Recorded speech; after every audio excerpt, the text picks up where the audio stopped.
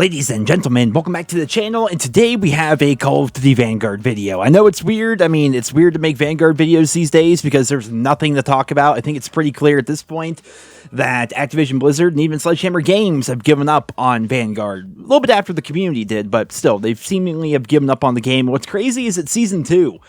We still have 4 more seasons after this. I don't know what they're going to do content-wise. I don't know if they're going to throw in the towel early. I have no idea what they're going to be doing. But today we're going to be talking about Call of Duty Vanguard and the Call of Duty franchise as a whole going forward. It's going to be a topic I've covered before, but some new information has come out via the community, essentially, via Charlie Intel. So let's go ahead and talk about that. Charlie Intel puts up this poll right here, asking whether or not people prefer battle passes or supply drops. And a few years ago, like 95+% would say battle pass. Like, we want battle pass, supply drops are terrible, they're the worst thing we can ever possibly have. And nowadays, after we've seen Modern Warfare 2019 and Black Ops Cold War, as well as Vanguard, implement a battle pass system with varying degrees of success, we have these results. 60.7% prefer the battle pass, 39.3% prefer supply drops. And that's pretty crazy. You searched up here on my own channel. I mean, we've talked about supply drops countless times here on the channel over the past couple of years. And I think that I'm in the spot, and I've talked about this before, and I feel so a lot of you guys are also in the same boat, where I think supply drops are actually the better option. I think they would be the better option right now if implemented correctly, which is probably not going to happen because we're talking about Activision Blizzard here, but should they be implemented correctly, I feel as though supply drops would be the way to go. Because what we have currently with the Battle Pass is a system where you have to buy the Battle Pass unless you have enough COD points saved up from the previous Battle Pass, which requires you to play through all 100 tiers, which takes a very long time. It also requires you to play games like Vanguard, and it takes a long time to go through. Typically, you don't get very many good rewards. I mean, the weapons are on there, but those are free tiers anyways. You don't need to buy the Battle Pass to get that stuff anyway. And then cosmetically, the stuff you get from the Battle Pass are typically way less appealing than stuff you see in the shop. And that's obviously a subjective opinion. But then again, we're talking about collabs with things like Scream and Attack on Titan and the Texas Chainsaw Massacre and all these crazy like brand integrations and deals that they're doing and just all sorts of crazy cool stuff does show up in the shop. And none of it, of course, is earnable via the Battle Pass. Whereas if done correctly, supply drops could reward the player with content that otherwise they would not have access to because they don't want to swipe their credit card on a game they already paid $60 to $70 for, where the cosmetic content that they do get is going to become irrelevant in a couple of months, right? I think if you buy stuff for the current COD or any COD in general, I think it's just foolish. It really is. I mean, obviously we're all adults and we're all free to spend our money however we see fit, but it makes no sense to me to spend extra money on cosmetics in a game that becomes irrelevant 6 months after it comes out, or in the case of Vanguard, even before that. It just doesn't make any sense to me whatsoever. Whereas if we have a supply drop system, you can actually play the game and be rewarded for playing the game. And even though, like I said, the content is still irrelevant after a couple months, you can still earn this stuff as compared to having to pay for it. And if you are that kind of person that would like to play the game long term, I'm thinking back to the good old days like Call of Duty 4, games like Black Ops 2, games like even Black Ops 4, a game I absolutely love, Call of Duty World War II. These are games that ended up lasting multiple years.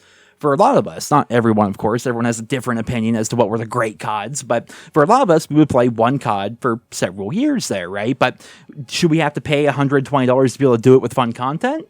No, I don't think that should be the case. So the idea of a good supply drop system, which is something I've discussed before, I feel as though this should be something that they consider over at Activision Blizzard, because I feel as though it benefits everybody in general. So going back to Black Ops 4, after the game's life cycle, not during, it was kind of iffy, but after the game's life cycle, they updated the supply drop system so that you could trade in your supply drops for individual DLC weapons, because that was back, of course, before we had the ability just to earn DLC weapons straight from the Battle Pass on free tiers.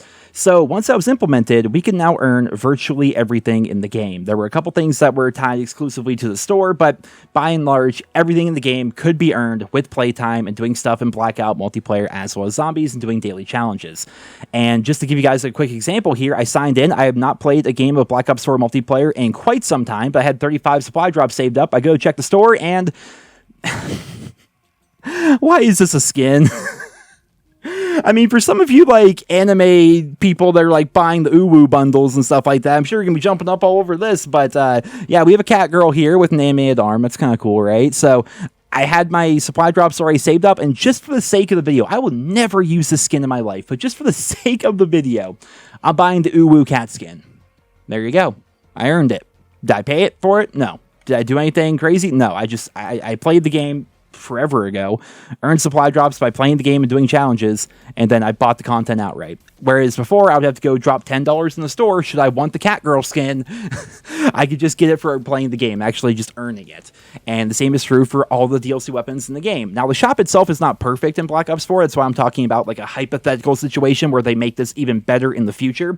Because the way the store works right now, you sign in and there's like a couple daily deals, essentially. You basically have 3 different things that are available to you at random. So if you're looking for something very specific, like I remember I was waiting forever to get the Ted Blackout character for 50 supply drops. That's not good, right? Having to wait and sign in every single day and just hope that the thing you actually want to purchase is there is a bad system. What they should do is basically take the entire UI that we have in here for buying individual DLC weapons and individual Mastercraft variants and just replace it with the stuff that we see in Vanguard, right? Just take all of this and be like, all right, well, here are all the bundles. You can buy them with COD points, or you can buy them with this other currency that's to be determined that you get for playing the game and doing daily challenges and things like that, which is another reason why I feel as though this would benefit Activision Blizzard and all the game dev studios as well, because a big part of their revenue stream, of course, comes from shareholders, and obviously they like to see good MAUs, monthly active users, and they're always talking about that during their investors reports. Let me tell you how you can definitely increase your monthly active users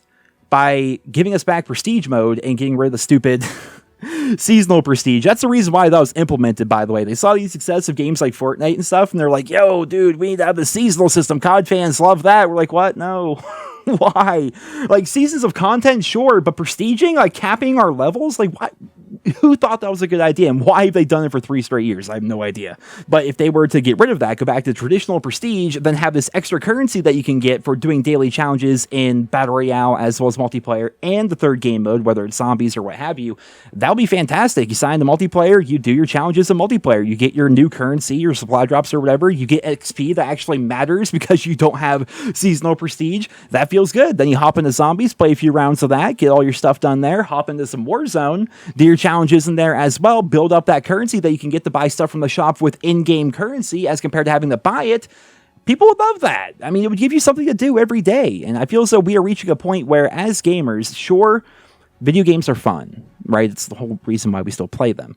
But where we are now, the current climate of the gaming community, that sounds lofty, but there needs to be things to do in your game. You can't just get by on a solid idea anymore. I don't feel like. Some games are exceptions. I think Elden Ring would actually come to mind right now, but I feel so in general, especially when it comes to like online competitive multiplayer games, if all you have to go for is just sign in, try to do well, then be like, oh, that was fun, bye, and then sign out, why are you going to sign back in the next day? One of the reasons why COD blew up was with Call of Duty 4. I mean, Call of Duty 1, 2, and 3, I mean, they had some success. They were shipped with the original Xbox 360, and like it was like a launch title for that system. So Call of Duty was already kind of ingrained within the minds of gamers back when. But one of the reasons why Call of Duty 4 blew up, along with, of course, the modern theme, which was pretty new at the time, at least for the franchise, was the RPG elements that they added to the game. They added Create Class. They allowed you to customize your setup to your own particular playstyle. And that felt really cool, right? Because at the time, before that, going back to like the original Call of Duty games, you didn't have any of that. You spawned in. If you were a Nazi, you had like, you could use a Kar 98K, an MP40, or a Gewehr, or something like that. If you were on the Russian side, you got a PPSH and a Mosin, and that was it. Like, you had predetermined classes, predetermined weapons, predetermined attachments. Like, you just played the game, right? But with Call of Duty 4, you played the game, but you had so much extra on top of it. You had a leveling system. You had a prestige system. You had prestige icons. You had create a class and special attachments that you could get for doing challenges, like 25 kills to unlock your red dot sight, 75 kills to unlock your silencer. That was all reset every single prestige, which I don't think is technically a good thing, but back then it was fun because when you prestige, like, you had to re-unlock these things and it kept you engaged. It was interesting, right? And I feel as though Call of Duty is trying to recapture that same essence with their newer titles, but they're not doing it in the right way, in my own personal opinion. Because now we have massive weapon levels to grind through with like 80 attachments, and most of them are pointless. Like, the vast majority of them are pointless. We have to go and like look at an exclusive Ace video. Love Ace, by the way. But we have to go watch an Ace video just to find out which foregrip actually does what and which one's actually good, because the in-game displays don't actually tell you the right information. That's a massive problem, right? Same with JGOD and Warzone. You see all these attachments everywhere, and you're like, well, there's probably only 5 of these are actually good. Which ones are they? Let's just Google it. It's the illusion of choice. It's this thing that just put you on this never-ending treadmill of trying to unlock attachments for weapons just to try to make the weapons semi-viable. I don't think it's a very good system. The same goes with Prestige. I mean, seasonal prestiging doesn't make any sense to me really whatsoever. You get to level 200, then what? You're just done. Everything you do feels like a complete waste of time. And you have all these weapon levels to go through, and you have all these different weapons to do, and then your challenges for camos. I mean, one of the few things to do in the game anymore is like going for challenges. Well, there's no 100%er. So why would you even bother doing that? You get some calling cards, sure, but there's no mastery calling card. There's no end calling card to show that you've done everything. So you get the individual calling cards, which are kind of pointless. And then you get XP for that, which is also pointless because of seasonal prestige capping you at level 200. And then you have atomic camo in a game like Vanguard, which is just a laborious grind of just playing shipment 24/7. Or if you don't want to play shipment, well, have fun. It's going to take you like 20 days of playtime if you don't play on shipment. Not to mention all the long shots you have to grind through, which are such an antiquated system in my opinion, because long shots back in the day, you had to get like 10 of them. And that was cool. Like, sure, it was annoying, but you got your 10 long shots and you were like done. I think it was 10 in Black Ops 2. Correct me if I'm wrong. But now it's 100 for like every weapon in the game. Some weapons need 200 with specific attachments on it. And long shots as a system are just so pointless because literally you just sit there and you go to a like completely like remote, pointless part of the map and just aim down sights and hope that somebody on the other team is doing the same thing. And then you just trade kills the entire game, essentially. Like, it's not fun. Does anyone have fun going for long shots in any way, shape, or form? No, but it's there to get you the grind of the game. It's there to get you more engaged in the game. It's there to have you keep on playing the game. You have to invest so much time to unlock a pretty mediocre reward at the very end of the long tunnel, right?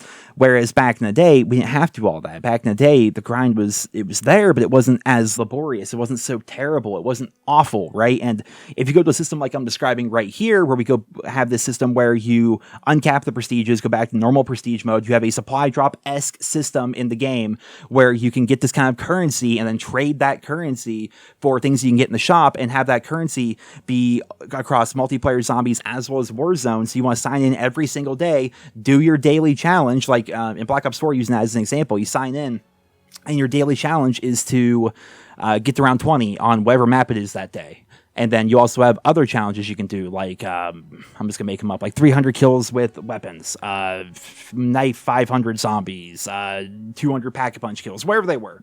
You know, and after that, you jump into multiplayer. Then you're like, all right, I need to go get 2 ricochet kills with a combat axe. Now give me a couple supply drops. And I need to go win 5 games to kill confirmed. I don't usually play kill confirmed, but here we go. We're going to go do it because we have a challenge for it. Then you jump into, I keep wanting to call it Blackout, but Warzone. You jump in there, and it's like, all right, well, we got to place top 10 in Warzone. Today's challenge is actually to play duos. I'll see if I can get a friend to play duos. If not, I'll solo queue, and we'll fill, and I'll get my 45 minutes played in duos, get my challenges done that way. Like, for me, and I feel as I may speak for a lot of you, maybe not, but for me, that's what kept me playing Black Ops 4 so much. That and the fact that Modern Warfare 2019 was the worst COD ever made. I had no desire to play that game. So I went back to Black Ops 4 and I played for a second year straight. And overall, I had put in a massive amount of time in that game across all the game modes because of that system, where you could every single day log in and do stuff across all these different game modes. All your progress actually mattered because it wasn't being capped. So you could be prestiging in Blackout, you could be prestiging in multiplayer, you could be prestiging in zombies. That was all fantastic. It just made so much sense. And all the while, you were saving up all these supply drops to earn everything in the game. I have every single weapon in the game, with the exception of one melee weapon that I don't care about. Like, it was a good system. Was it perfect? No. There's definitely a lot they can improve upon, which is why I outlined ways I would improve it here in this video.